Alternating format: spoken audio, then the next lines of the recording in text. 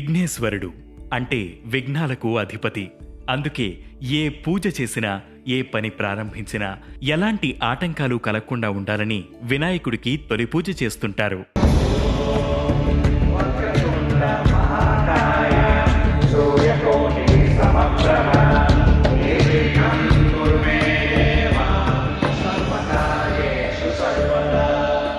అయితే ఇంట్లో ప్రతిష్ఠించే వినాయకుడి తొండం ఎటువైపు ఉండాలనే సందేహం చాలామందికి ఉంటుంది.